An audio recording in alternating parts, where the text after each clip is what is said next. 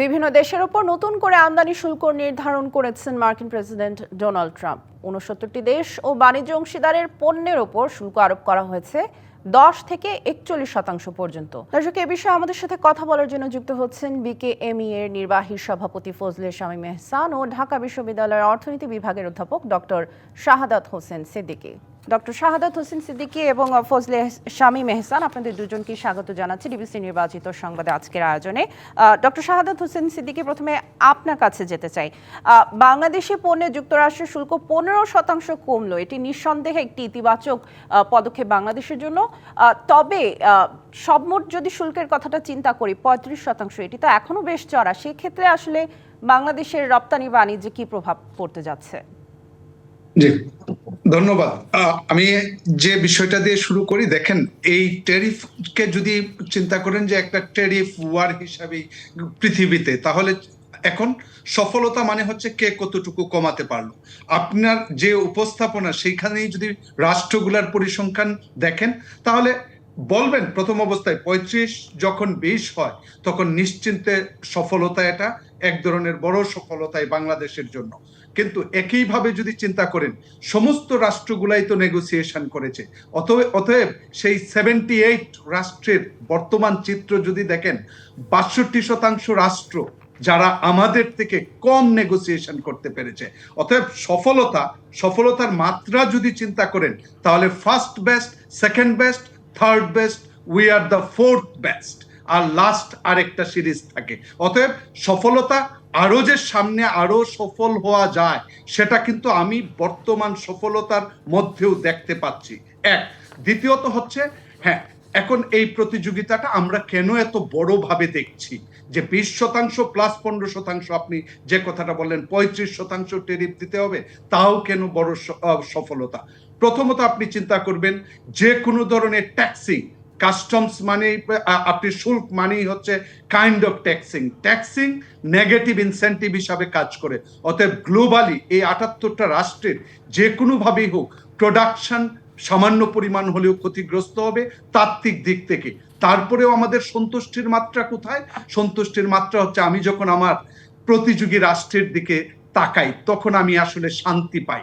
সেই শান্তির জায়গাটা হচ্ছে, আমার প্রতিযোগী রাষ্ট্র যে আমার ঘেরে নিয়ে তো এক্সপোর্টটা, ইন্ডিয়ার কথা ভাবতে পারেন, কারণ ইন্ডিয়া যেভাবে ইনসেন্টিভাইজ করছে এই সেক্টরটাকে, তাতে আমাদের ব্যবসায়ীরা যারা এই আরএমজির সাথে সম্পৃক্ত, তারা একটা আতঙ্কের মধ্যে ছিল। এখন তাদের 25% হওয়ায় 25 প্লাস যেটা 15-40% প্লাস হচ্ছে বাংলাদেশের 35%, সেই ক্ষেত্রে 5% যে একটা বেনিফিট, সেটা বাংলাদেশ পাবে। আরেকটা হচ্ছে, এটাকে যদি আপনি আরো ক্রিটিক্যালি দেখেন, সেটা কিন্তু যুক্তরাষ্ট্র ভার্সাস চায়নার সাথে সম্পৃক্ততা, রাশিয়ার সাথে সম্পৃক্ততা। সেই জায়গা থেকে চিন্তা করলে চায়না গ্লোবাল মার্কেটের একটা বিগ প্লেয়ার, যার সাথে অন্যদের তুলনা চলে না। অতএব সেই জায়গা থেকে চায়নার একটা বড় অংশ বিভিন্ন দিকে ছুটবে। সেই ছুটার জায়গাটা বাংলাদেশ যদি কোনো ধরনের কস্ট অ্যাডভান্টেজ, সেটা টেকনোলজি অ্যাডপশন, অ্যাডভান্স টেকনোলজি প্রয়োগ করার মাধ্যমে সুযোগটা নিতে পারে, তাহলে এই প্রতিযোগিতার মধ্যেও বাংলাদেশের যে এক্সপোর্ট, সেটা কমার কোনো লক্ষণ থাকবে না। জি, ডক্টর শাহাদাত হোসেন সিদ্দিকী, আরেকটি প্রসঙ্গে আসতে চাই। যুক্তরাষ্ট্রের সাথে বাণিজ্য চুক্তি যে হলো, 15% শুল্ক কমলো, যুক্তরাষ্ট্র নিশ্চয়ই কিছু না কিছু পেয়েছে। কিছুদিন আগের প্রসঙ্গে যদি বলি, যে একটি খবর আমরা সব জায়গায় দেখেছিলাম যে বোয়িং থেকে 25টি উড়োজাহাজ কেনার প্রতিশ্রুতি দিয়েছে বাংলাদেশ, এবং সেই সাথে গম কিনবে যুক্তরাষ্ট্র থেকে, এবং এলএনজি আমদানিরও একটি প্রতিশ্রুতি দিয়েছে। বোয়িং এর প্রসঙ্গটি যদি ধরি, এই মুহূর্তে বাংলাদেশের আসলে 25টি বোয়িং কেনাটা কতটা যৌক্তিক? দেখেন, এটা তো বিজনেস স্ট্র্যাটেজি যে বাংলাদেশ কিনবে।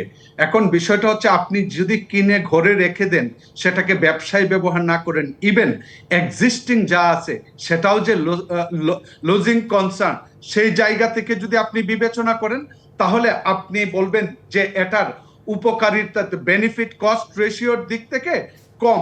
অতএব সেই জায়গা থেকে আমি বলবো যে এটা একদিনে কিনবে না, হয়তো দীর্ঘমেয়াদে কিনবে।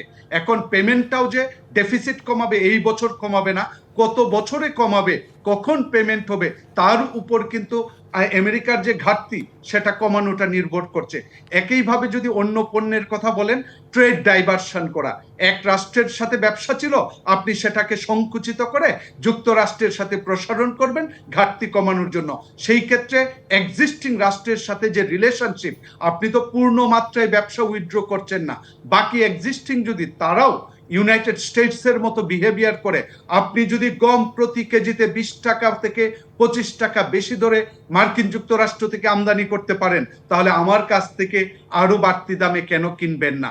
সেই ধরনের বিষয়গুলা বাণিজ্যিক সম্পর্ক, যে বাণিজ্যিক কূটনীতিকে যে সফলতার দ্বার আমরা উন্মোচন করেছি যুক্তরাষ্ট্রের ক্ষেত্রে, ঠিক প্রতিবন্ধকতাও কিন্তু এক্সিস্টিং রাষ্ট্র থেকে যখন বাণিজ্য ডাইভার্ট করবেন, তখন সেই সকল রাষ্ট্রের সাথেও কিন্তু আলোচনা চালিয়ে যেতে হবে যাতে সুসম্পর্কটা থাকে। না হয় কিন্তু বেনিফিটস যে পরিমাণ একরু হবে যুক্তরাষ্ট্রের সাথে, সেই পরিমাণ দ্রব্যাদি যদি আমদানি করেন, আমদানি জনিত খরচ বাড়বে। হু বিয়ার দ্য কস্ট? সেটা কি জনগণ যদি সরাসরি দিতে হয়, তাহলে কিন্তু মূল্যস্ফীতির একটা সংখ্যাও কিন্তু থেকে যাবে। আর সরকার সেটা যদি সাবসিডাইজ করেন, সাবসিডি হলে IMF এর যে নীতি অনুযায়ী এখন রাষ্ট্র ব্যবস্থা নিচ্ছে, সেটা সেন্ট্রাল ব্যাংকের পলিসি থেকে এবং আর্থিক প্রতিষ্ঠান সংস্কার থেকে, তার বিপক্ষে কিন্তু আপনার অবস্থান হয়ে যায়। অতএব সেই জায়গায় সাবসিডি করতে পারবে কি পারবে না, IMF এর সেই কমানোর যে ইঙ্গিত, সেই জায়গা থেকে। অতএব এইগুলা অনেক ধরনের রাষ্ট্রের এই বিষয়গুলা আসলে হিসাবায়নের দরকার, যে প্রকৃতপক্ষে আমাদের বাকি যে বিজনেস ডিল, সেই জায়গাগুলা কোথায় এবং কোন দিকে যাবে। জি, ডক্টর শাহাদাত হোসেন সিদ্দিকী শুনছিলাম আপনার বক্তব্য। আমরা এবার যেতে চাই ফজলে শামীম এহসান, নির্বাহী সভাপতি বিকেএমই আপনার কাছে। জনাব ফজলে শামীম এহসান, প্রতিযোগী দেশগুলোর সাথে যদি আমরা তুলনা করি, আমরা মাত্র শুনছিলাম ভিয়েতনাম, ভারত, পাকিস্তান এবং শ্রীলঙ্কার সাথে শুল্কের যুক্তরাষ্ট্রের আরোপিত শুল্কের হার কিন্তু খুব বেশি পার্থক্য নেই বাংলাদেশের সাথে। সেক্ষেত্রে আসলে এই বাড়তি শুল্ক দিয়ে মার্কিন বাজারে বাংলাদেশ পণ্যের টিকে থাকার সম্ভাবনা কতটুকু, বা চ্যালেঞ্জ কি দেখছেন আপনি? ধন্যবাদ। আমি আসলে একটু এই জায়গাতে আমাদের যে বাণিজ্য যে টিমটা ছিল, বাণিজ্য উপদেষ্টা নেতৃত্বাধীন, ওনাদেরকে একটা বিষয়ে ধন্যবাদ দিতে চাই, যে অ্যাটলিস্ট যে আমাদের যে প্রধান যে আমার পোশাক রপ্তানিকারক দেশগুলো আছে, সেইটার যে আপনার যে কাঠামো রেসিপ্রোকাল ট্যারিফের যে 19 থেকে 20% ভিতরে ওনারা আমাদেরকে এর ভিতরে রাখতে পেরেছেন, এটাও আমি একটা সাফল্য হিসেবে দেখি। যে অন্তত এর বাইরে চলে যেতে হয়নি, আমাদের 30-35 যেতে হয়নি। তো এটা একটি আমাদের ভালো দিক, আমি ওনাদেরকে এই জন্য ধন্যবাদ এবং কৃতজ্ঞতা জানাই। এবং মার্কিন যুক্তরাষ্ট্রের প্রতিও আমাদের ধন্যবাদ, যে ওনারা এই যারা নাকি গার্মেন্টস এক্সপোর্টার মেইন কান্ট্রিগুলা আছে, ওনাদেরকে ভিয়েতনাম, বাংলাদেশ, পাকিস্তান, শ্রীলঙ্কা, ইন্দোনেশিয়া, তাদেরকে প্রায় 19-20 একই রকম ভাবে রেখেছে। এবং আপনার কোশ্চেনটা ধরে আমি যদি উত্তরটা দিই, যেহেতু নাকি এই সকল দেশগুলো একই জায়গাতে আছে, এবং নরমালি ইকোনমিক্স থিওরিতে বলবে যে আপনার ইম্পোর্ট ডিউটি কিন্তু এন্ড কনজিউমারের পে করার কথা, এটা যে মেকার তার না। এবং অনেক সময় দেখা যাচ্ছে যে একটা দেশের উপরে যদি বেশি থাকে, তখন ওই দেশটার উপর প্রেশার হতো যে এভারেজ ট্যারিফ 20% বাড়ছে, তোমার এখানে 25%, বাকি 5% তুমি দিবা। বাট যেহেতু নাকি আমরা মিনিমাম লেভেলে যারা আমাদের এক্সপোর্ট করে, আদার দেন চায়না, বাকি যারা প্রধান রপ্তানিকারক বা যুক্তরাষ্ট্রের প্রধান আমদানিকারক দেশ যেগুলো আছে, যেখান থেকে তারা আমদানি করে, তাদের প্রায় সমান 19 এবং 20। ফলে এখানে এই টাকাটা বায়ারদেরকে দিতে হবে। আমাদের উদ্যোক্তাদের, আমরা যারা রপ্তানিকারক, আমাদের একটু শক্ত অবস্থান নিতে হবে, যে যেহেতু নাকি আমরা মিনিমাম লেভেলে আছি, ফলে এটা আমরা কোনো মতে শেয়ার করব না। বরং তুমি যদি চায়না থেকে বা অন্য দেশ থেকে নিতে গেলে, ইন্ডিয়া থেকে নিতে গেলে, তোমার যেটা বেশি লাগতো, তুমি আমার থেকে নিলে ওইখান থেকে তুমি আমাকে কিছু শেয়ার করতে পারো। কিন্তু আমি কোনো কিছু শেয়ার করবো না, বিকজ এটা আমার ব্যাপার না, এটা তোমার ইম্পোর্ট ডিউটি, এবং আমি মিনিমাম লেভেলে আমরা আছি। ফলে আমার মনে হয় যে আমরা যদি শক্ত নেগোসিয়েশন করতে পারি বায়ারদের সাথে, এখানে আমরা হারবো না, বরঞ্চ ইন ফিউচার আমরা ভালো করতে পারবো। নিশ্চয়ই। ফজলে শামীম এহসান এবং ডক্টর শাহাদাত হোসেন সিদ্দিকী, আপনাদের দুজনকে অনেক ধন্যবাদ আমাদেরকে সময় দেওয়ার জন্য।